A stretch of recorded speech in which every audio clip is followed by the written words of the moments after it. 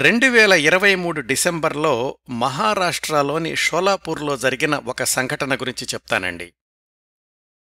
China ప్రభుత్వం షోలాపూర్లోని ఒక స్కూలుని దాదాపుగా 7 కోట్లు ఖర్చుపెట్టి పునర్నిర్మాణం చేసింది.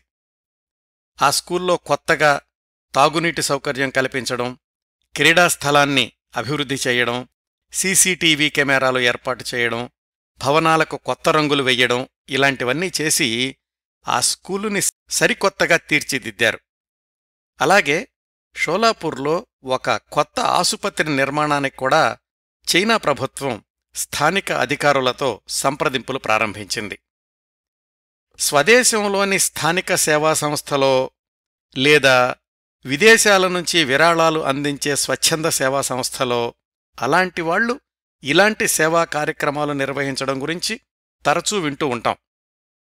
కాని ఒక విదేశీ ప్రభుత్వమే, అందున చైనా ప్రభుత్వం అధికారికంగా కోట్లాది రూపాయలు ఖర్చుపెట్టి షోలాపూర్లో ఇలాంటి కార్యక్రమాలు చేపట్టడం అనేది అరుదైన సంఘటనలకే అరుదైన సంఘటన కదా. సరిహద్దు సమస్యలు, రాజకీయ విభేదాలు ఇలాంటివి ఎన్నున్నప్పటికీ దేశానికి మధ్య మానవత్వం పరిమళించే ఇలాంటి సంఘటనలు చోటు చేసుకోవడం నిజంగా అద్భుతమే.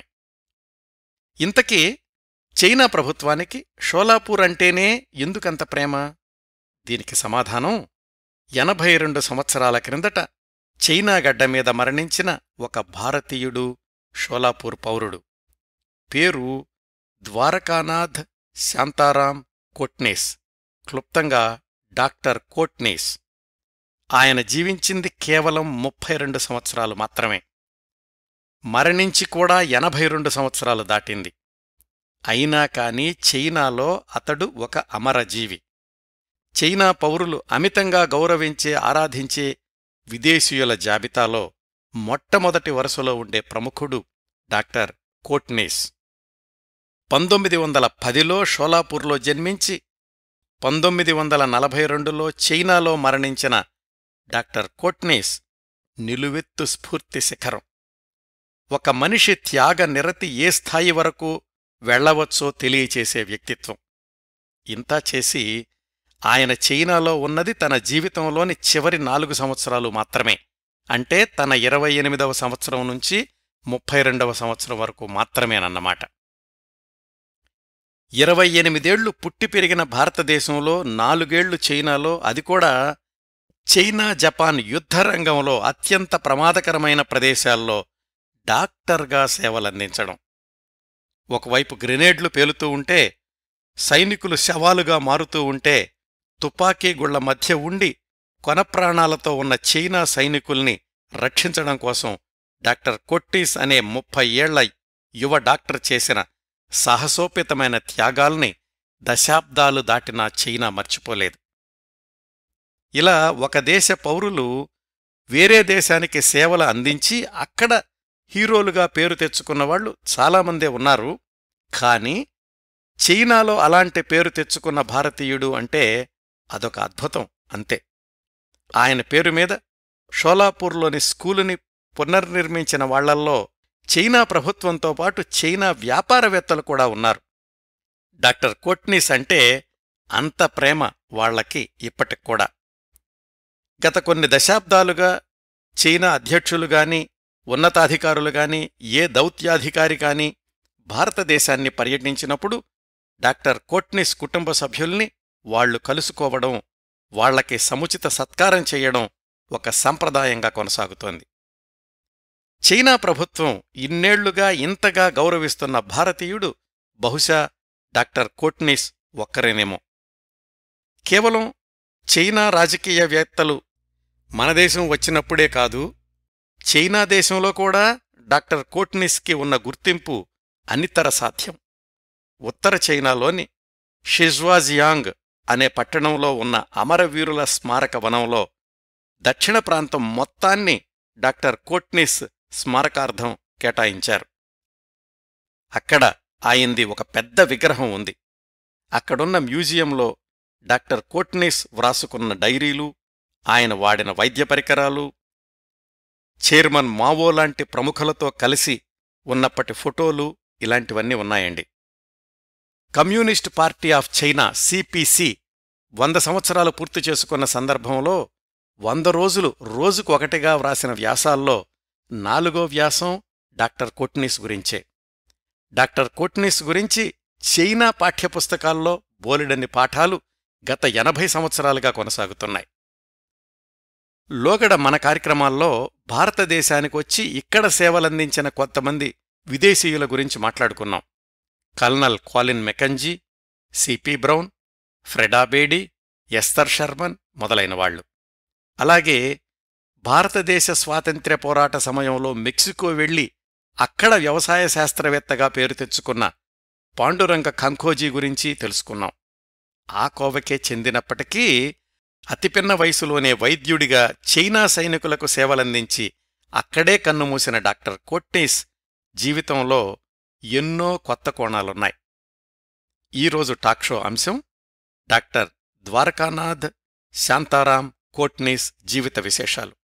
అతి క్లుప్తంగా చెప్పాలంటే ఆయన జీవితం గురించి 28 వరకు భారతదేశంలోనే వైద్య విద్యను అభ్యసించాడు. 1938లో తన 28 సంవత్సరాల వయసులో చైనా వెళ్లి జపాన్ ఆక్రమణను అడ్డుకునే చైనీస్ సైనికులకు యుద్ధక్షేత్రంలోనే ఉండి సేవలందించాడు. అక్కడే చనిపోయాడు. చనిపోవడానికి సంవత్సరం ముందే చైనీస్ యువతిని వివాహం చేసుకున్నాడు. ఆ తర్వాత రోజుల్లో ఆమె భారతదేశానికి వచ్చినప్పుడల్లా ఆమెకు భారత ప్రభుత్వం నుంచి అధికార లాంఛనాలతో ఆహ్వానం అందేది. 4 ఏళ్ల నివాసంతో చైనా లాంటి దేశం మీద అంత ప్రభావాన్ని కలిగించిన అరుదైన వ్యక్తిగా, ఆరాధనీయుడిగా గౌరవాలు అందుకుంటున్న డాక్టర్ కోట్నీస్ జీవితంలో చివరి 4 సంవత్సరాలే అత్యంత కీలకమైనవి. ఆయన గురించిన వ్యాసాల్లో కూడా ఆ విశేషాలే ఎక్కువగా ఉంటాయి. మన కథనంలో కూడా అవే ప్రధానంగా ఉంటాయి. ఈ కార్యక్రమ రూపకల్పన కోసం నేను ప్రధానంగా 2 పుస్తకాల్ని పరిశీలించానండి. 1942లో డాక్టర్ కోట్నీస్ చైనాలో మరణిస్తే 1944లో ప్రముఖ రచయిత కెఏ అబ్బాస్ వ్రాసిన డిడ్ నాట్ కమ్ బ్యాక్ అనే ఆంగ్ల పుస్తకము, ప్రముఖ పాత్రికేయులు కడియాల అమర్సుందర్ గారు 1976లో వ్రాసిన డాక్టర్ కోట్నీస్ జీవన జ్వాల అనే తెలుగు పుస్తకము, వీటి నుంచి ఆనాటి విశేషాలు ఎక్కువగా తీసుకున్నాను. ఇటీవల కాలంలో డాక్టర్ కోట్నీస్ గురించి చైనాలోనూ భారతదేశంలోనూ జరుగుతున్న కార్యక్రమాల గురించి విశేషాలు వార్తాపత్రికల నుంచి, చైనా అధికార వెబ్సైట్ల నుంచి ఆ సమాచారం సేకరించాను. వీటన్నింటినీ ఒక క్రమపద్ధతిలో అమర్చి మనదైన కథనంతో ఎప్పట్లాగే ఈ కార్యక్రమాన్ని మీ ముందుకు తీసుకొస్తున్నాను. డాక్టర్ ద్వారకానాథ్ శాంతారాం కోట్నీస్ జీవిత విశేషాల్ని తెలుసుకోవడానికి మనం మహారాష్ట్రలోని షోలాపూర్ నుంచి బయలుదేరాలండి. ద్వారకానాథ్ కోట్నీస్ 1910 అక్టోబర్ 10వ తేదీన షోలాపూర్లో జన్మించాడు. వాళ్ళ నాన్నగారు షోలాపూర్లోని లక్ష్మీ కాటన్ మిల్స్లో గుమస్తాగా పనిచేస్తుండేవాడు. అమ్మగారు గృహిణి. ఆ దంపతులకు 6 సంతానం, 3 మగపిల్లలు, 3 ఆడపిల్లలు. ద్వారకానాథ్ రెండో కుమారుడు. ద్వారకానాథ్ బాల్యం, ప్రాథమిక విద్యాభ్యాసం అంతా కూడా షోలాపూర్లోనే గడిచింది. వాళ్ల నాన్నగారు, తాతగారు కూడా ఉద్యోగంలో పదోన్నతి కోసం ఏ ఊరైనా వెళ్లడానికి సిద్ధపడేవాళ్లు. అలా తిరిగి తిరిగి వాళ్ల నాన్నగారు షోలాపూర్లో స్థిరపడ్డారు. వృత్తి జీవితంలో ముందడుగు వెయ్యడానికి ఎక్కడికి వెళ్లడానికైనా వెనకాడకూడదు అనే భావం తండ్రి తాతల దగ్గర్నుంచి ద్వారకానాథ్ కోట్నీస్కి వచ్చి ఉండాలి. 5వ ఏట 1వ తరగతిలో చేరిన ద్వారకానాథ్ 1920 కల్లా, అంటే 10 ఏళ్లు నిండేసరికి ప్రాథమిక విద్యాభ్యాసం పూర్తి చేశాడు. అప్పుడు వాళ్ల నాన్నగారు షోలాపూర్ మున్సిపాలిటీ కార్పొరేటర్గా ఎన్నికై అక్కడ్నుంచి 20 ఏళ్లపాటు మున్సిపాలిటీలో వివిధ పదవులు నిర్వహిస్తూ షోలాపూర్ నగర అభివృద్ధిలో కీలకమైన పాత్ర పోషించారు. ఎవరూ? ద్వారకానాథ్ వాళ్ల నాన్నగారు. అందుకే కోట్నీస్ కుటుంబం అంటే ఒక ప్రత్యేకమైన గౌరవం ఉండేది షోలాపూర్లో. హైస్కూల్లో చేరాక ద్వారకానాథ్ ప్రత్యేక ఉపకార వేతనం అంటే స్పెషల్ స్కాలర్షిప్ కోసమని ఒక పరీక్ష వ్రాశాడు. దాంట్లో మొట్టమొదటి స్థానంలో నిలిచాడు. అయితే హెడ్మాస్టర్ పిలిపించి, అరే ద్వారకానాథ్, 2వ స్థానంలో నిలిచిన కుర్రాడు నీకంటే పేదవాడు, మరి స్కాలర్షిప్ అతనికి ఇద్దామనుకుంటున్నాను, నీకు సమ్మతమేనా అని అడిగాడు. పర్వాలేదు మాస్టారు, అతనికే ఇచ్చేయండి అన్నాడు ద్వారకానాథ్. అంటే 10 ఏళ్ల చిన్న వయసులోనే ఎదుటివారికి సహాయపడడంలో ఆనందాన్ని చూశాడు ద్వారకానాథ్ కోట్నీస్. వాళ్ల ఊళ్ళో హైస్కూల్ పూర్తయ్యాక పూనాలో ఇంటర్మీడియట్ పూర్తిచేసి 1931లో బొంబాయిలోని జిఎస్ మెడికల్ కాలేజీలో మెడిసిన్ డిగ్రీ చదవడానికి చేరాడు.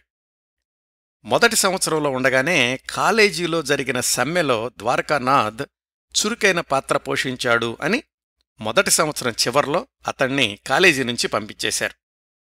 1932లో బొంబాయిలోనే గ్రాంట్ మెడికల్ కాలేజీలో 2వ సంవత్సరంలో చేరి 1936 కల్లా మెడిసిన్ పట్టభద్రుడయ్యాడు.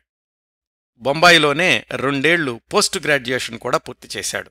ఇట్లా మెడిసిన్లో పోస్ట్ గ్రాడ్యుయేషన్ కూడా పూర్తయ్యేసరికి డాక్టర్ కోట్నీస్ వయసు 28 సంవత్సరాలు. 1938వ సంవత్సరం.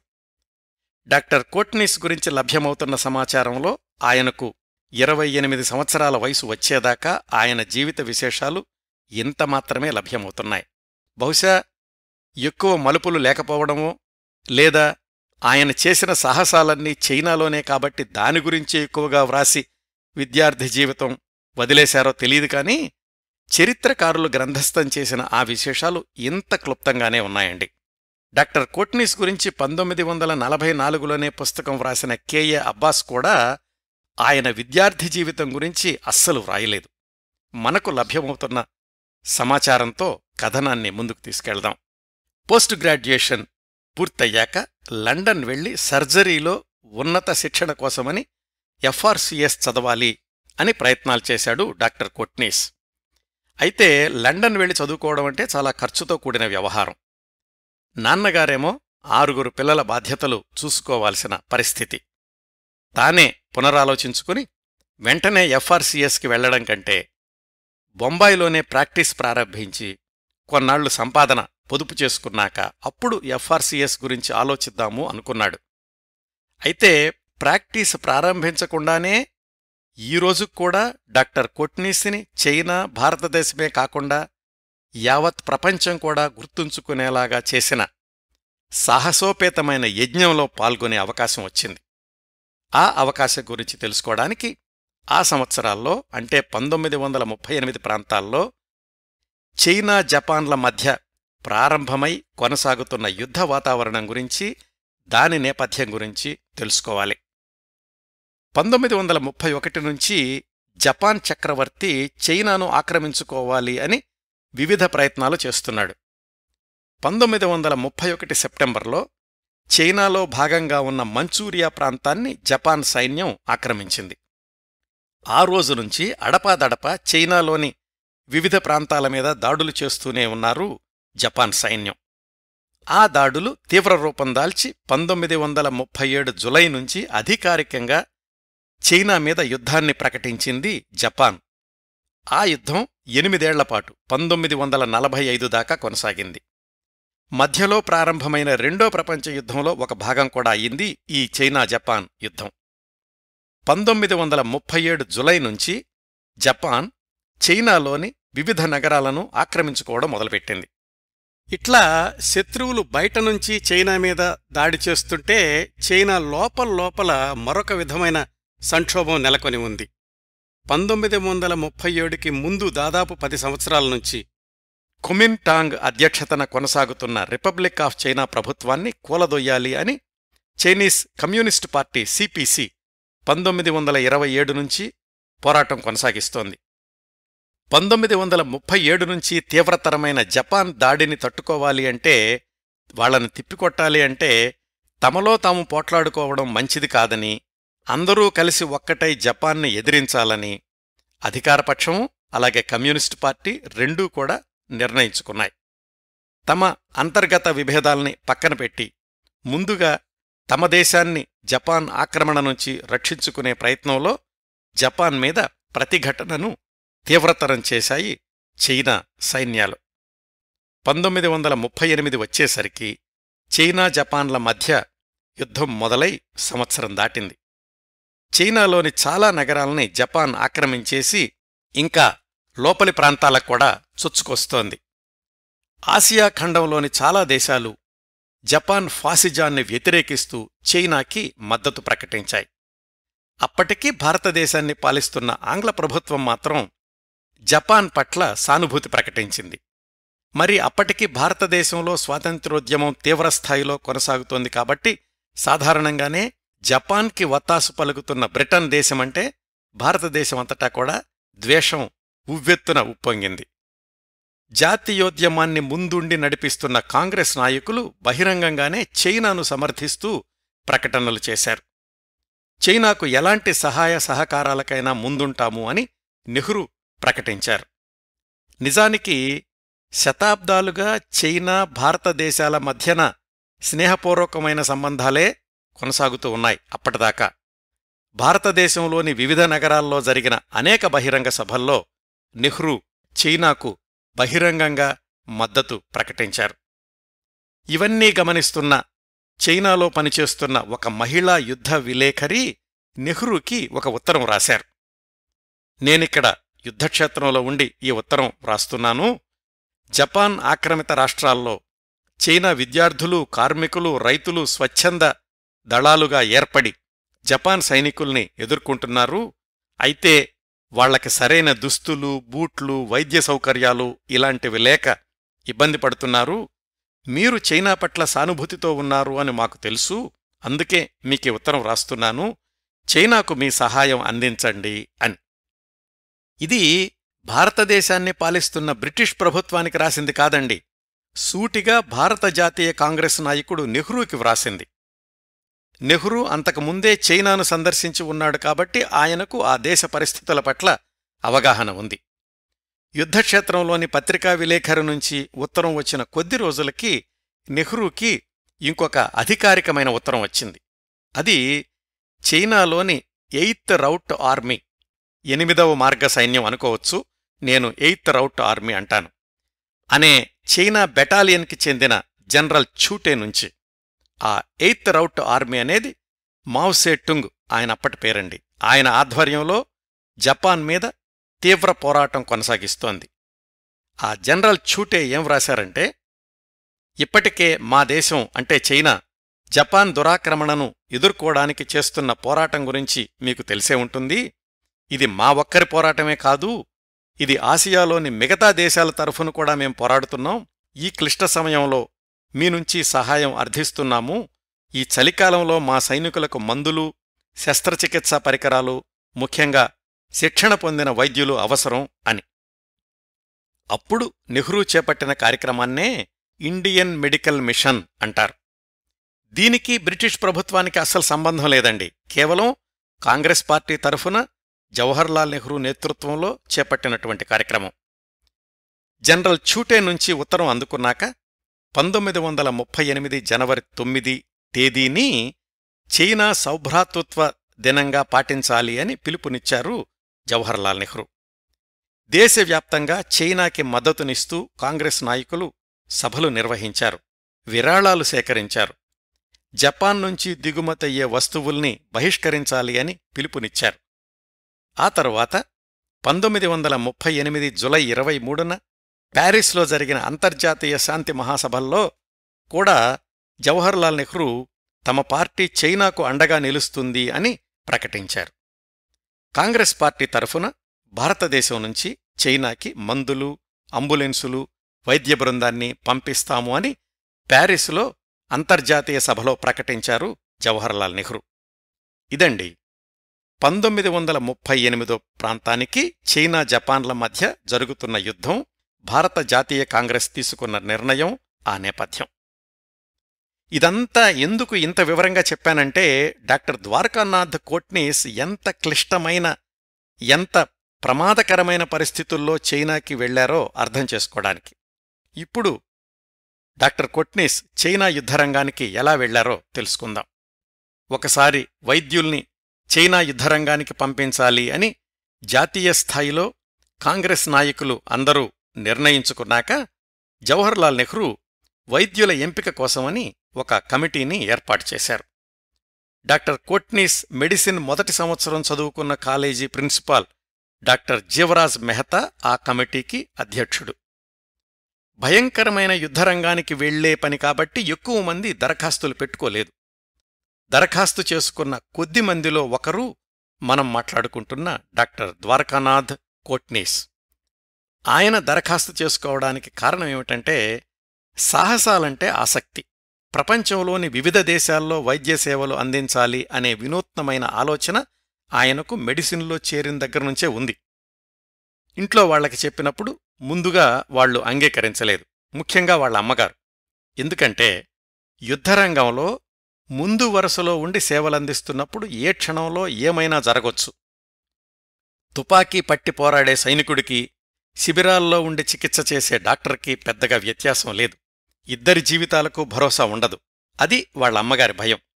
పైగా వెళ్లబోయేది భాషా సంస్కృతి తెలియని దేశం. అయితే డాక్టర్ కొట్నీస్ అమ్మానాన్నల్ని ఒప్పించగలిగాడు. వాళ్ల నాన్న డాక్టర్ జీవరాజ్ని కలుసుకున్నాక, ప్రత్యక్షంగా మాట్లాడాక కొడుకు వెళ్లడానికి అంగీకరించాడు. వేరే దేశం కోసం నేనెందుకు త్యాగం చెయ్యాలి అని ఆ రోజు డాక్టర్ కొట్నీస్ అనుకుని ఉంటే ఈరోజు ఈ కథ ఉండేది కాదు. వేలాది మంది చైనీస్ సైనికుల ప్రాణాలు దక్కుండేవి కావు ఆ యుద్ధంలో.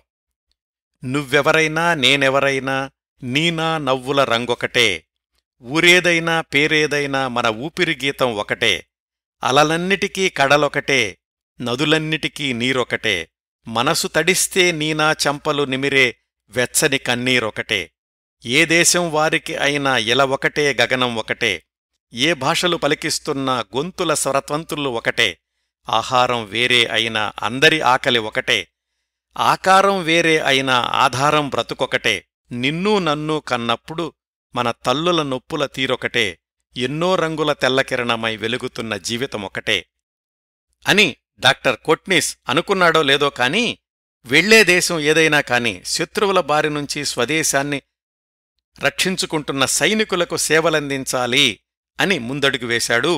ఆ ప్రయాణంలో తన ప్రాణాలకి ముప్పుందని తెలిసినా సరే. ఇంకా డాక్టర్ కొట్నీస్తో పాటు చైనా యుద్ధరంగానికి వెళ్లడానికి ముందుకొచ్చిన ఎంపిక చేయబడ్డ డాక్టర్లు మరొక 4 అంటే మొత్తం 5 డాక్టర్ల బృందం అన్నమాట. ఈ 5 అతి చిన్నవాడు మన ద్వారకానాథ్ కోట్నీస్. ఆ బృందానికి నాయకుడు డాక్టర్ మోహన్లాల్ అటల్. ఆయన పక్కా కాంగ్రెస్ వాది. స్పెయిన్ అంతర్యుద్ధ సమయంలో ఏకసభ్య వైద్య బృందంలాగా పనిచేసి స్పెయిన్ ప్రజలకు సేవ చేసొచ్చాడు. ఆ బృందానికి ఉపనాయకుడు ఎంఆర్ చోల్కర్. ఈయన నాగపూర్లో ప్రభుత్వ సర్జన్. 5 పెద్దవాడు, వయసు 60 సంవత్సరాలు.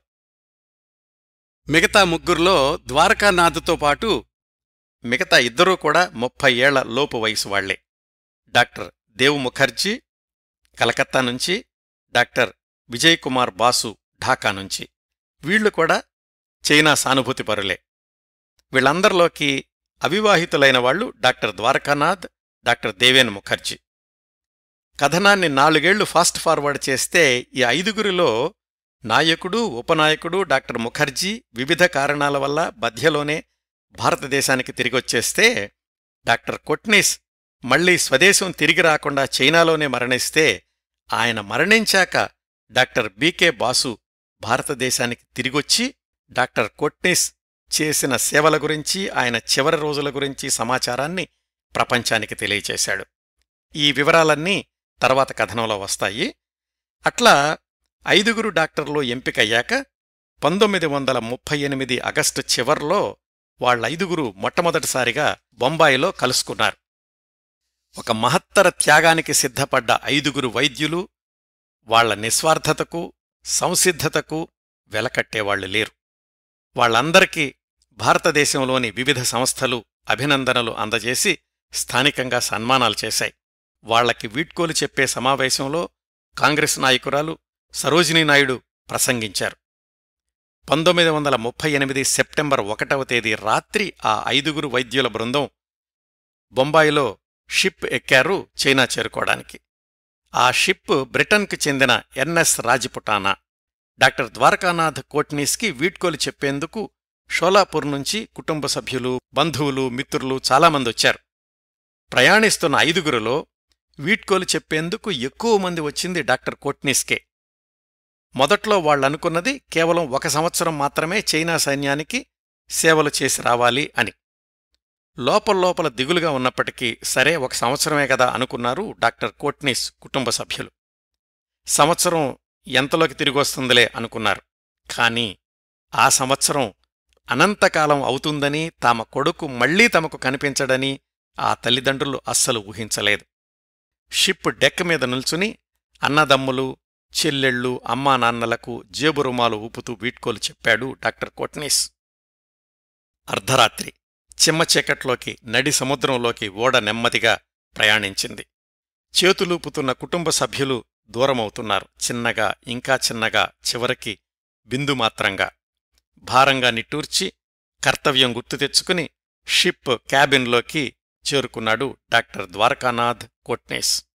4 ఏళ్ల తర్వాత అమరవీరుడిగా మిగులుతానని, దేశం కాని దేశంలో తానొక వీరచిహ్నమై వెలుగుతానని ఆ క్షణంలో అతడు అనుకునే అవకాశమే లేదు. ఓడలో ప్రయాణిస్తున్న మిగతా ప్రయాణికులందరికీ ఇట్లా భారతదేశానికి చెందిన 5గురు డాక్టర్లు చైనా యుద్ధంలో సేవలు చేయడానికి వెళ్తున్నారు అని తెలిసింది. వాళ్లందరూ కూడా చాలా ఆసక్తిగా డాక్టర్ కోట్నీస్ బృందాన్ని పలకరించడానికి వచ్చారు. డాక్టర్ కోట్నీస్ తనతో పాటుగా తెచ్చుకున్న చైనా చరిత్ర పుస్తకాలు చదవడం మొదలుపెట్టాడు. ఆ నౌక చైనా భూతలం చేరడానికి 2 వారాలు పట్టింది. మధ్యలో ఆగిన కొలంబో, పెనాంగ్, సింగపూర్, హాంకాంగ్ ఇలాంటి నగరాల్లో ఈ వైద్య బృందానికి ఘనమైన స్వాగతం లభించింది. చాలా చోట్ల మధ్యలో 2-3 రోజులు ఆగినప్పుడు డాక్టర్ కోట్నీస్ బృందాన్ని నగరంలోకి తీసుకెళ్లి సన్మానం చేసేవాళ్లు. వాళ్లల్లో భారతీయుల కంటే చైనీయులే ఎక్కువ మంది ఉండేవాళ్లు. తమ దేశ సైనికులకు సేవ చేయడానికి వెళ్తున్న భారతదేశ వైద్యుల్ని కలుసుకున్న కొంతమంది చైనీయులైతే కన్నీళ్ల పర్యంతమయ్యారు. డాక్టర్ కోట్నీస్ బృందం తమతో పాటుగా ఒక అంబులెన్స్ ట్రక్కు, ఒక అంబులెన్స్ కారు, మందులు, శస్త్రచికిత్స పరికరాలు ఉన్న 60 పెట్టెలు, ఒక పోర్టబుల్ ఎక్స్రే యంత్రం వీటన్నింటినీ తీసుకెళ్లారు. మధ్యలో హాంకాంగ్లో ఇంకో నౌకలోకి మారారు. వాళ్లు ప్రయాణించిన ఈ రెండో నౌక 1938 సెప్టెంబర్ 17న తొలిసారిగా చైనాని చేరింది. అక్కడ్నుంచి ఈ వైద్య బృందం వివిధ నగరాల మీదుగా ప్రయాణించి వివిధ యుద్ధ ప్రాంతాల్లో తమ సేవలందించారు. వాళ్లు ప్రయాణించిన మార్గాలు కూడా అత్యంత ప్రమాదకరమైనవి. ఏ రోజైనా ఎక్కడైనా జపాన్ వాళ్ల తుపాకీ గుళ్లకు గురయ్యే ప్రమాదం ఉంది. వాటన్నింటినీ తప్పించుకుంటూ వాళ్లందరూ చైనాలో ఒక ప్రాంతం నుంచి ఇంకో ప్రాంతానికి ప్రయాణించిన విధానం అత్యంత సాహసోపేతమైన ప్రక్రియ. మధ్య మధ్యలో వాళ్లకి ఎదురైన సంఘటనల గురించి తెలుసుకుంటుంటే ఒళ్ళు గగుర్పొడుస్తుంది. శ్రోతలకు ఇక్కడొక గమనిక. డాక్టర్ కోట్నీస్ బృందం ప్రవేశించిన, ఆగిన, సేవలు చేసిన నగరాలు చాలానే ఉన్నాయి. కార్యక్రమ సరళత కోసం వాటిల్లో కొన్ని పేర్లు మాత్రమే చెప్తాను. అలాగే ఆ నగరాలకు అప్పట్లో ఉన్న పేర్లు, ఇప్పటి పేర్లు కూడా తేడాగా ఉంటాయి. మనం ఆ కాలంలోని సంఘటనల గురించి తెలుసుకుంటున్నాం కాబట్టి ఆ కాలంలోని పేర్లే చెప్తాను. 1938 సెప్టెంబర్ 17న డాక్టర్ కోట్నీస్ బృందం ప్రయాణించిన ఓడ ఆగినటువంటి నగరం పేరు కాంటన్. అది దక్షిణ చైనాలో ముఖ్యమైన నౌకా కేంద్రం. వాళ్లు అక్కడికి చేరిన రోజునే జపాన్ చైనా మీద దురాక్రమణ ప్రారంభించి 7 ఏళ్లు పూర్తయ్యాయి. ఆ సందర్భంలో కాంటన్ నగరంలో జరిగిన ఊరేగింపును చూశాక చైనా ప్రజలు జపాన్ సేనల్ని తిప్పికొట్టడానికి ఎంతగా శ్రమిస్తున్నారో డాక్టర్ కోట్నీస్కి అర్థమైంది. అది యుద్ధ వాతావరణం కాబట్టి ఆ నగరాల్లో సాధారణ పరిస్థితులు లేవు. ఎప్పుడు ఏ మూల నుంచి జపాన్ బాంబులు పడతాయో తెలీదు. రాత్రిళ్ళు అంతా చిమ్మచీకటి. యుద్ధ సైరన్ మోగితే ప్రజలంతా దగ్గరలో ఉన్న సొరంగాల్లోకి వెళ్ళిపోవాలి. అలాంటి పరిస్థితిలో డాక్టర్ కోట్నీస్ బృందానికి చైనా అధికారులు కాంటన్ నగరంలో పౌర సన్మానం ఏర్పాటు చేశారు. సభ మధ్యలో ఉండగా నగరం మీద జపాన్ బాంబుల వర్షం మొదలైంది. స్థానికులకైతే ఇది అలవాటైనటువంటి వాతావరణమే. కోట్నీస్ బృందానికి ఇదంతా కొత్త. ఆ వెంటనే ఆ సభ మధ్యలో ఆపేసి చైనీస్ అధికారులు కోట్నీస్ బృందాన్ని ప్రత్యేక బంకర్లలోకి తీసుకెళ్లిపోయారు. ఇదండి కొట్నిస్కి చైనాలో ఎదురైన తొలి అనుభవం. అక్కడ్నుంచి చాంగ్షా అనే నగరం మీదుగా ప్రయాణించి సెప్టెంబర్ 29కి హాంగ్కో అనే నగరాన్ని చేరుకున్నారు. ఆ ప్రయాణం పొడవునా వాళ్లకి భయంకరమైనటువంటి అనుభవాలు. మైదానాల గుండా, కొండచర్యల మీదుగా, పర్వత సానువుల గుండా, అత్యంత ప్రమాదకరమైన ఉంపుల గుండా ప్రయాణం చేశారు. దారి పొడవున గ్రామాల్లో, పట్టణాల్లో భయంకరమైన విధ్వంసాల్ని కళ్లారా చూశారు. జపాన్ విమానదాడుల ఫలితంగా పొగలు సెగలు ఆకాశాన్నంటుతున్నాయి. కూలిన వంతెనలు, ధ్వంసమైన పంటలు, తెగిపోయిన రైలు మార్గాలు డాక్టర్ కొట్నిస్ బృందానికి తాము ఎక్కడికి ప్రయాణిస్తున్నామో అర్థంకాని పరిస్థితిలాగా అయ్యింది. మధ్యలో ఒకచోట వాళ్లు ప్రయాణిస్తున్న వాహనం దారి తప్పి యుద్ధరంగానికి సమీపంగా వెళ్ళింది. ఆ రోడ్ల మీద వందలాది వికలాంగులు, గాయపడిన సైనికులు కుంటుకుంటూ ఆసుపత్రి కోసం వెతుక్కుంటున్నారు. దుమ్ము కొట్టుకుని ఆకలితో నకనకలాడుతూ రక్తం లేక పాలిపోయిన ముఖాలు. కొంతమంది సైనికులైతే తమ యూనిఫారం చించుకుని గాయాలకు కట్లు కట్టుకున్నారు. ఒకచోట డాక్టర్ కొట్నిస్ ప్రయాణిస్తున్న వాహనాన్ని జపాన్ సైనికులు వాహనం అని పొరబడి చైనా సైనికులు తుపాకులు ఎక్కుపెట్టారు. ఒక్క నిమిషం ఆలస్యమైతే ఆ తుపాకీ గుళ్ళు డాక్టర్ కొట్నిస్ బృందాం గుండెల్లోకి చొచ్చుకుని వెళ్ళుండేవి. చివరికి వీళ్లు భారతదేశం నుంచి వస్తున్న వైద్య బృందం అని తెలుసుకుని తినడానికేమైనా పెట్టమని ఏడుస్తూ అడిగారు. ఇలాంటి హృదయ విదారకమైన దృశ్యాల్ని చూస్తూ వాళ్లు చేరిన హాంగ్కో నగరం డాక్టర్ కొట్నిస్ సేవలందించాల్సిన తొలి మిలిటరీ మజిలి. అక్కడ సైనిక ఆసుపత్రి పరిస్థితి అత్యంత దయనీయంగా ఉంది. 200 పడకల సామర్థ్యం అయితే 1500 మంది క్షతగాత్ర సైనికులు కటిక నేలమీద పడుకునున్నారు. వరండాలు కిక్కిరిసిపోయున్నాయి. ఇంకొక ఆసుపత్రిలో అయితే 2500 మంది క్షతగాత్రులు సరైన చికిత్స అందక హాహాకారాలు చేస్తున్నారు. ఆ వాతావరణంలో డాక్టర్ కొట్నిస్ బృందం 1938 అక్టోబర్ 1న రంగంలోకి దిగింది. ఆ రోజునుంచి ఆ తర్వాత 4 ఏళ్లు 1942 డిసెంబర్ 9న కన్ను మూసేదాకా డాక్టర్ కొట్నిస్ ఒక్క క్షణం కూడా విశ్రాంతి తీసుకోలేదు. ఏ దేశం కోసం సేవ చేస్తున్నాను, ఏ దేశ సైనికులకు వైద్యం చేస్తున్నాను అని ఆలోచించకుండా సేవే ధ్యేయం, సేవే గమ్యం, సేవే లక్ష్యం అనుకుంటూ డాక్టర్ కొట్నిస్ ఒక విధంగా తన జీవితాన్ని అంకితం చేశాడు, తన జీవితాన్ని కొవ్వొత్తి చేసుకున్నాడు.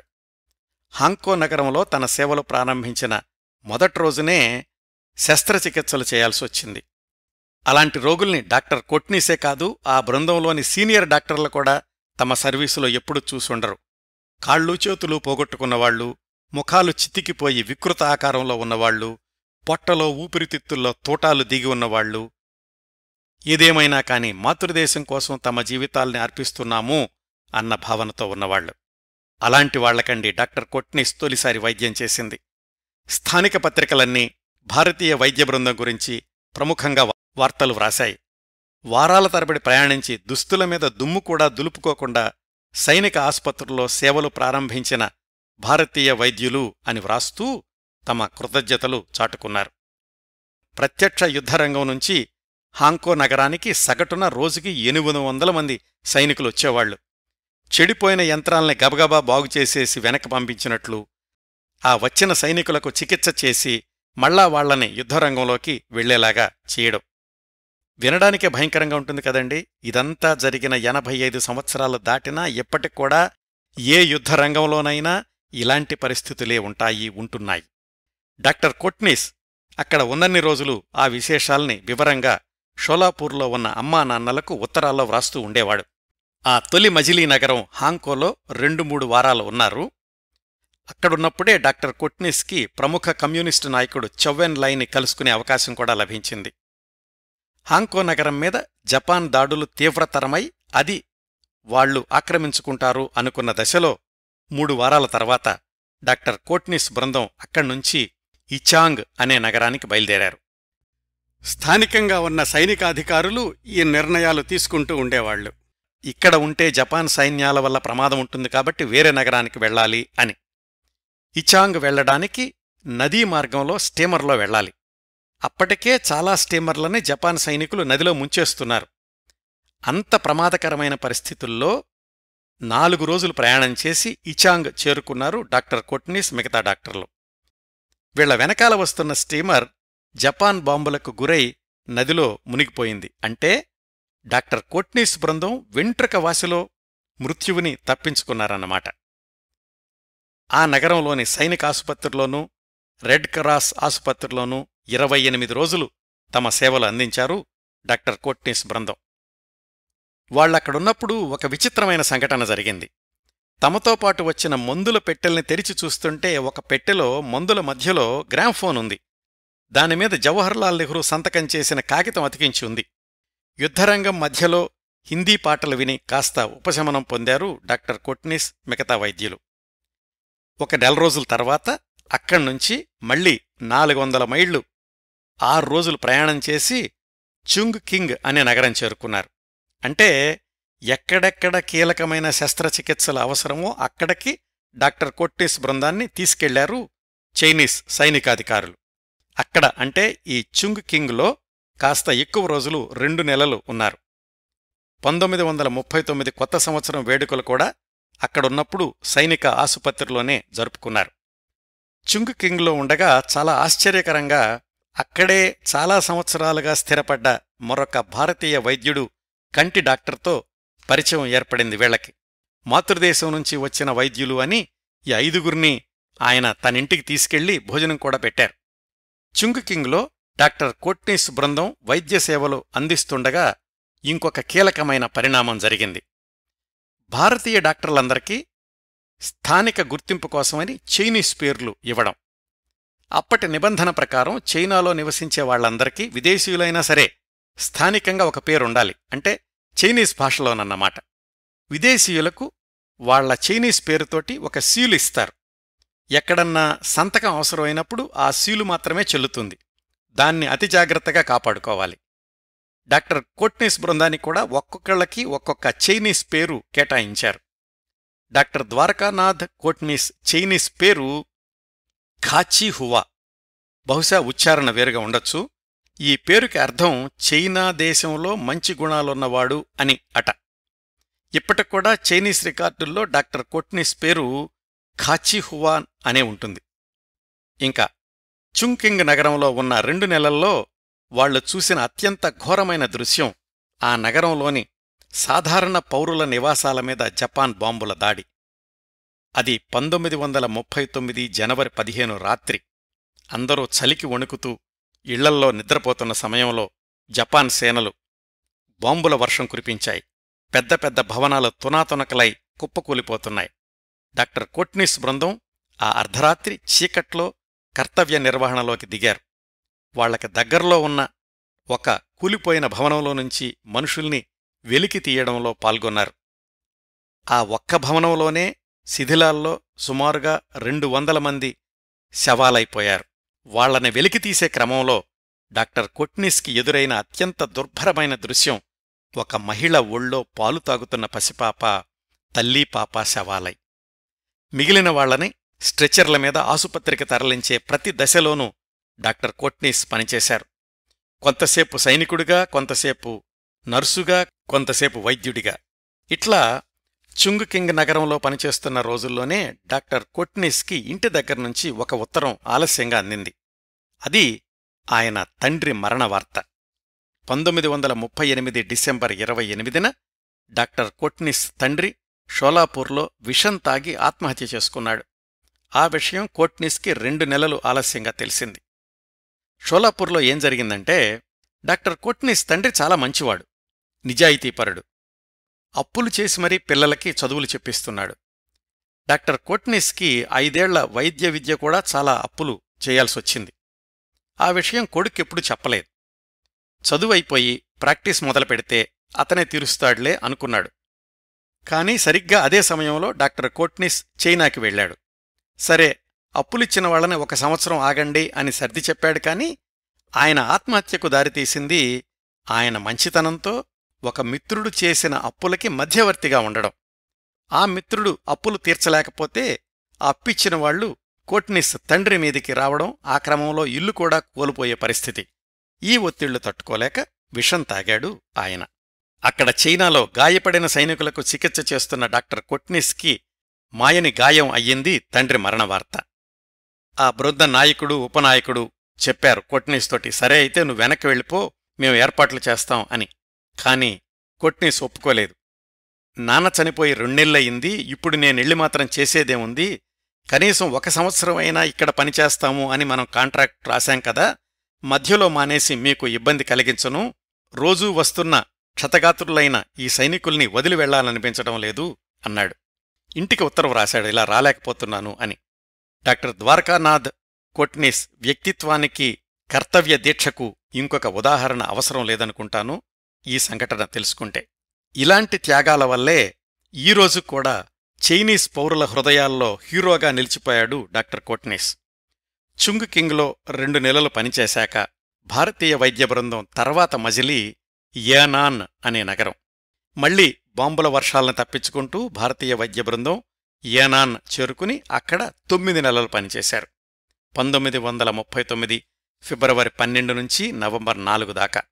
మరొకసారి గుర్తు చేస్తానండి, ఈ ప్రదేశాల గురించి, ప్రయాణాల గురించి ఇంత వివరంగా చెప్పడానికి కారణం, మామూలుగా చాలా చోట్ల డాక్టర్ కొట్నీస్ గురించి వ్రాస్తూ ఆయన చైనా సైన్యానికి వైద్య సేవలందించాడు, అక్కడ చనిపోయాడు అని మాత్రమే వ్రాస్తారు.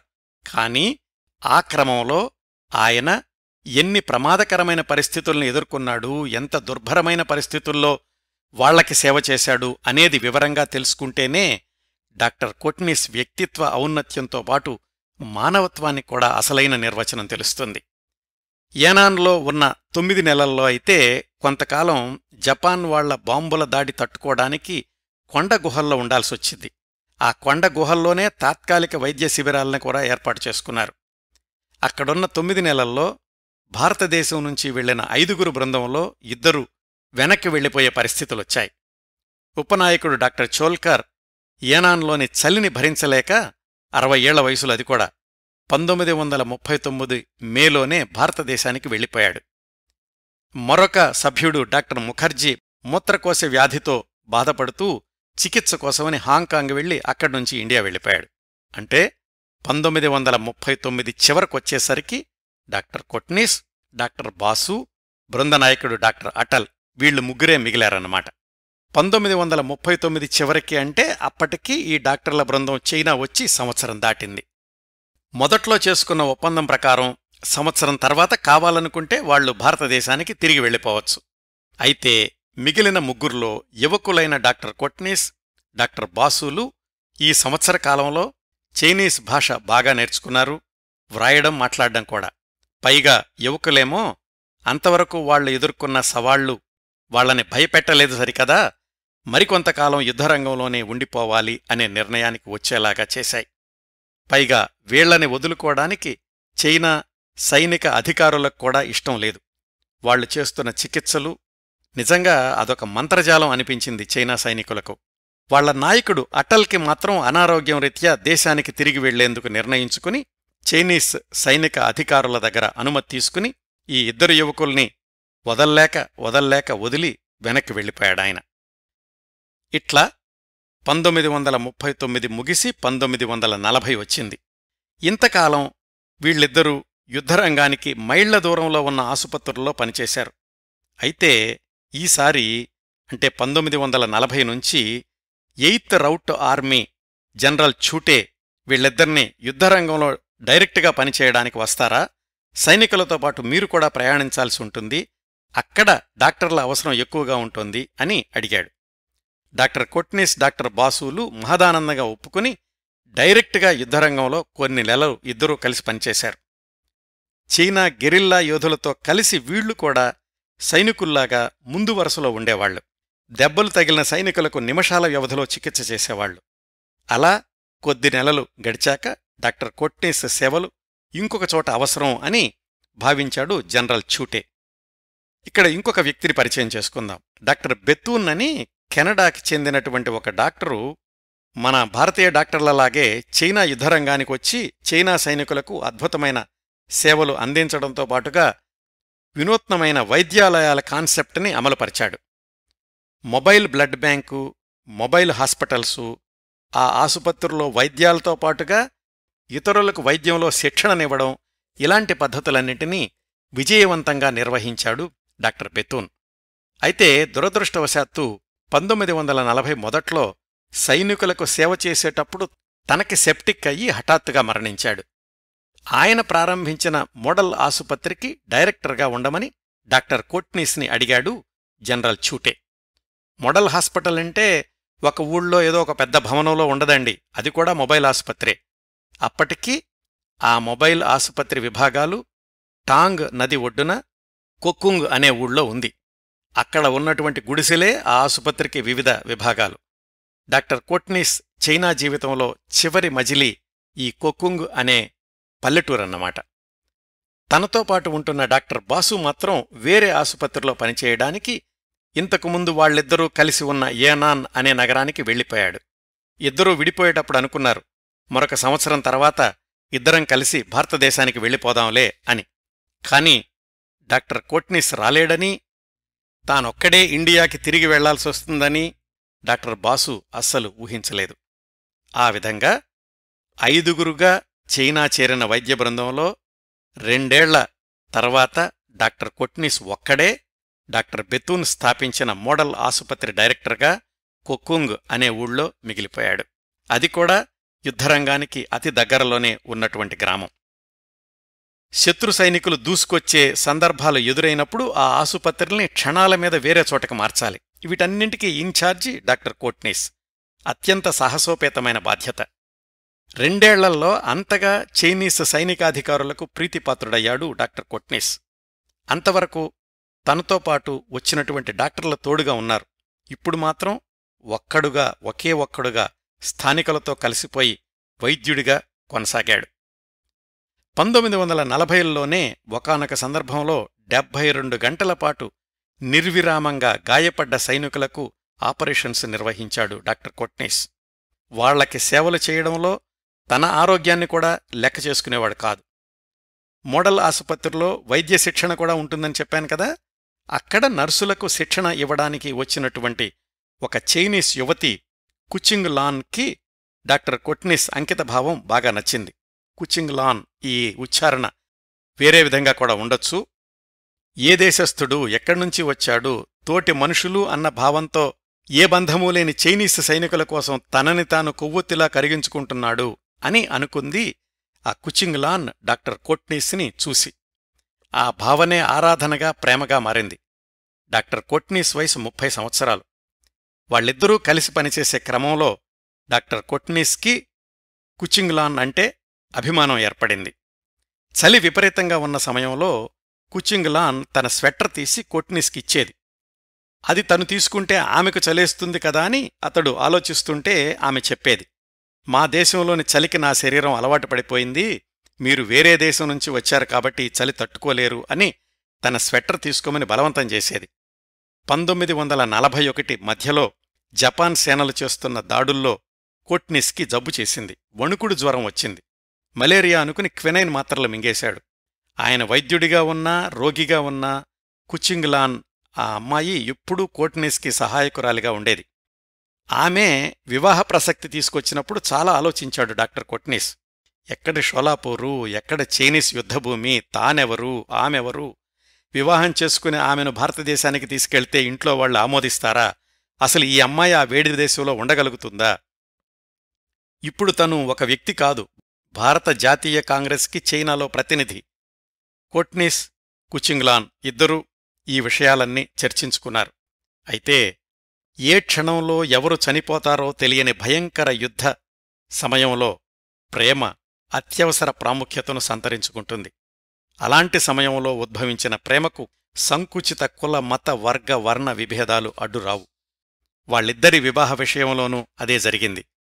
1941 నవంబర్ 25న వాళ్ళిద్దరూ ఆ యుద్ధరంగంలోనే వివాహం చేసుకున్నారు.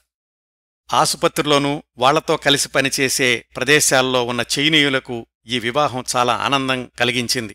అప్పటికే డాక్టర్ కోట్నీస్ వాళ్లందరికీ ఆరాధ్య దైవం అయిపోయాడు, వాళ్లల్లో ఒకడైపోయాడు. ఇప్పుడు తమ దేశం అల్లుడయ్యాడు అని వాళ్లందరూ హర్షాతిరేకాన్ని వెలిబుచ్చారు.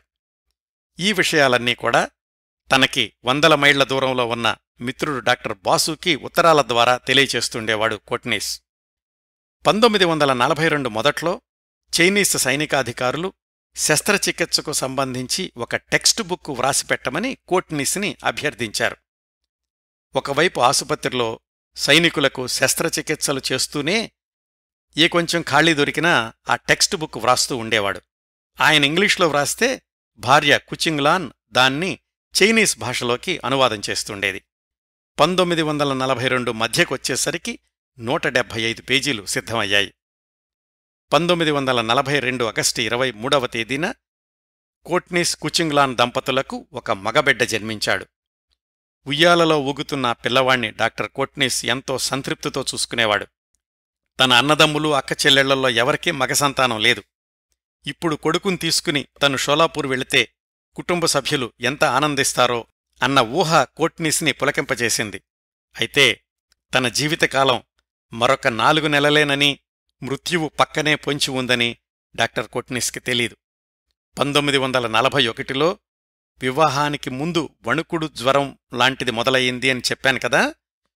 కొడుకు పుట్టడానికి 1-2 నెలల ముందు నుంచి ఆ వణుకుడు వ్యాధి తీవ్రతరమైంది. పని ఒత్తిడి, ఏమాత్రం విశ్రాంతి లేకపోవడం, రాత్రి పగలు గాయపడ్డ సైనికుల చెంత నివాసం, వీటన్నింటితో వణుకుడు జ్వరం వల్ల మూర్ఛలోకి మారింది. మొదట్లో తనకి మూర్ఛ వస్తోంది అని ముందుగానే తెలిసేది. అలాంటప్పుడు ఎవరూ లేని చోటకు వెళ్ళి అది తగ్గేదాకా అక్కడ ఉండేవాడు. భార్య కూడా తెలియనివ్వలేదు. అయితే ఆ వ్యాధి తీవ్రతరమయ్యేసరికి భార్యకు చెప్పక తప్పలేదు. ఒకరోజు భార్యా కొడుకు పక్కనుండగానే మూర్ఛ వచ్చింది. గడగడా వణికిపోతూ మెలికలు తిరిగిపోయాడు. రక్తం కారే వరకు నాలిక కొరుక్కున్నాడు. 5 నిమిషాల తర్వాత కానీ మామూలు స్థితికి రాలేదు. కుచింగ్లాన్ ఆయన్ని పట్టుకునే కూర్చునుంది. కాస్త తేరుకున్నాక అడిగింది, మీ ఇంట్లో ఇతర కుటుంబ సభ్యులెవరికైనా ఇలాంటి వ్యాధి ఉందా అని. లేదు అని జవాబిచ్చాడు డాక్టర్ కోట్నీస్. ఈ విషయం తెలుసుకున్న ఆసుపత్రి వర్గాలు డాక్టర్ కోట్నీస్కి పూర్తి విశ్రాంతి కావాలని, కొన్నాళ్లు వైద్యసేవలకు దూరంగా ఉండమని చెప్పారు. ఆ సమయంలో కూడా తాను రాస్తున్న టెక్స్ట్ బుక్కి పనిచేస్తూ ఉండేవాడు. 1942 డిసెంబర్ 8 రాత్రి మళ్లీ మూర్ఛవ్యాధి డాక్టర్ కోట్నీస్ని కమ్మేసింది. రాత్రంతా స్పృహ లేకుండా పడుకున్నాడు. భార్య కుచింగ్లాన్ పక్కనే ఉండి సపర్యలు చేసింది. మర్నాడు అంటే 1942 డిసెంబర్ 9 పొద్దున్నే 6:15 ఆఖరు శ్వాస పీల్చాడు డాక్టర్ కోట్నీస్. అంతకు అరగంట ముందు కొద్దిగా కళ్ళు తెరిచి భార్యను, ఆమె చంకలో ఉన్న కొడుకుని తృప్తిగా చూసుకున్నాడు. తనకి అంతిమ క్షణాలు సమీపిస్తున్నాయి అని తెలిసినట్లుంది. ఇద్దరికీ చిరునవ్వుతో వీడ్కోలు చెప్పాడు. ఆ నవ్వు చెదరకముందే ఆయన కళ్ళు మూతబడిపోయాయి శాశ్వతంగా. కేవలం 32 సంవత్సరాల వయసులో 100 ఏళ్లకు మించిన సేవలందించి, అది కూడా వేరే దేశ సైనికులకు, అది కూడా యుద్ధరంగంలో ఉండి అడుగడుగునా ప్రమాదాలనెదుర్కొంటూ డాక్టర్ కోట్నీస్ విశ్వమానవుడు అనే పదానికి అచ్చమైన నిర్వచనం. చైనీస్ సైనికాధికారులు డాక్టర్ కోట్నీస్కి అధికార లాంఛనాలతో అంత్యక్రియలు నిర్వహించారు. చైనాలోని వార్తాపత్రికలన్నీ డాక్టర్ కోట్నీస్ నిర్యాణం గురించి ప్రముఖంగా వార్తలు ప్రచురించాయి, ప్రత్యేక సంపాదకీయాలు వ్రాశాయి. అయితే విషాదం ఏమిటంటే, ఆ రోజుల్లో 2వ ప్రపంచ యుద్ధం తీవ్రస్థాయిలో ఉండటంతోటి తపాలా సౌకర్యాలు కూడా దెబ్బతిన్నాయి. డాక్టర్ కోట్నీస్ మరణించడానికి కొద్ది రోజుల ముందు కుటుంబ సభ్యులకు వ్రాసిన ఉత్తరము, చైనీస్ అధికారులు డాక్టర్ కోట్నీస్ మరణం గురించి వ్రాసినటువంటి ఉత్తరము రెండూ కూడా 1943 జనవరి చివర్లో డాక్టర్ కోట్నీస్ కుటుంబ సభ్యుల్ని చేరాయి. అంటే కోట్నీస్ మరణించిన దాదాపు 2 నెలల తర్వాత. ఇంకా వాళ్ల మనస్థితి గురించి, ముఖ్యంగా తల్లి వేదన గురించి వేరుగా చెప్పాల్సిన అవసరం లేదు. వివాహం చేసుకున్నాడు, కొడుకుతో కూడా కలిసి వెనక్కి రేపో మాపో తిరిగొస్తాడు అని ఎదురుచూస్తున్న వాళ్లకు తెలిసిన వార్త, అతడు తిరిగి రాడు, తిరిగిరాని లోకాలకు వెళ్ళిపోయాడు అని. డాక్టర్ కోట్నీస్ సమాధి శిలాఫలకం మీద చైర్మన్ మావో వ్రాసిన వాక్యాలున్నాయి. డాక్టర్ కోట్నీస్ వెలిగించిన అంతర్జాతీయ జ్యోతి ఎప్పటికీ ఆరనిది అని. ఆ తర్వాత చోటు చేసుకున్న పరిణామాల గురించి క్లుప్తంగా చెప్తాను. చైనా జపాన్ల మధ్య యుద్ధం 1945 దాకా కొనసాగింది. 1949లో పీపుల్స్ రిపబ్లిక్ ఆఫ్ చైనా అవతరించింది. డాక్టర్ కోట్నీస్ భార్య, కుమారుడు భారతదేశానికొచ్చి డాక్టర్ కోట్నీస్ కుటుంబ సభ్యుల్ని కలుసుకున్నారు. కుచింగ్లాన్ అంటే కోట్నీస్ భార్య 1949లో మరొక చైనీయుణ్ణి 2వ వివాహం చేసుకుంది. వాళ్లకి ఒక కొడుకు, ఒక కూతురు జన్మించారు. డాక్టర్ కొట్నీస్ కుచింగ్లాన్లకు జన్మించిన కొడుకు మాత్రం దురదృష్టవశాత్తు తన 25 వయసులో చైనాలోనే ఒక మెడికల్ కాలేజీలో చివరి సంవత్సరం చదువుతూ ఉండగా అనారోగ్యంతో మరణించాడు. వైద్యుల నిర్లక్ష్యం వల్లనే అలా జరిగింది అని అప్పట్లో వార్తలొచ్చాయి. డాక్టర్ కొట్నీస్ భార్య 2012లో తన 96 సంవత్సరాల వయసులో చైనాలోనే చనిపోయింది. ఆమె బ్రతికుండగా అప్పుడప్పుడు భారతదేశానికి వస్తుండేది అని మొదట్లో చెప్పాను కదా. డాక్టర్ కొట్నీస్ గురించి చైనాలో చాలా పుస్తకాలొచ్చాయండి. చైనాలోని ఆయన విగ్రహమూ సమాధి కూడా ఇప్పటికూడా ప్రత్యేక దర్శనీయ స్థలం. ఆయన స్వస్థలమైన షోలాపూర్లో కూడా ఆయన విగ్రహం ఉంది. చైనా, భారతదేశం 2 దేశాలు కూడా ఆయన స్మారకార్థం పోస్టల్ స్టాంపులు విడుదల చేశారు. డాక్టర్ కొట్నీస్ చనిపోయిన 4 ఏళ్లకు శాంతారాం డాక్టర్ కొట్నీస్కి అమర్ కహానీ అని హిందీలో ఒక సినిమా తీశారు. దాని ఇంగ్లీష్ వర్షన్ కూడా ఉంది. ఇప్పటికూడా యూట్యూబ్లో ఆ సినిమా ఉందండి, మీరు చూడొచ్చు. మావో చెప్పినట్లు డాక్టర్ కొట్నీస్ ఎన్నటికీ ఆరిపోని అంతర్జాతీయ స్ఫూర్తి జ్యోతి. ఇదండి డాక్టర్ ద్వారకానాథ్ శాంతారాం కొట్నీస్ గురించి మనకున్న సమయంలో మీకు అందించగలిగినన్ని విశేషాలు. ఈ కార్యక్రమాన్ని ఇంతటితో ముగిస్తానండి. ఈ కార్యక్రమాలను ఆదరించి అభిమానిస్తున్న శ్రోతలందరకు హృదయపూర్వకంగా ధన్యవాదాలు తెలియచేస్తున్నాను. మళ్లీ వారం మరొక మంచి కార్యక్రమంతో కలుసుకుందాం. అంతవరకు నవ్వుతూ ఉండండి. మీ నవ్వులు 10 మందికి పంచండి. ప్రస్తుతానికి మీ వద్ద సెలవు తీసుకుంటోంది సదా మీ ఆదరాభిమానాలను కోరుకునే మీ కిరణ్ ప్రభ.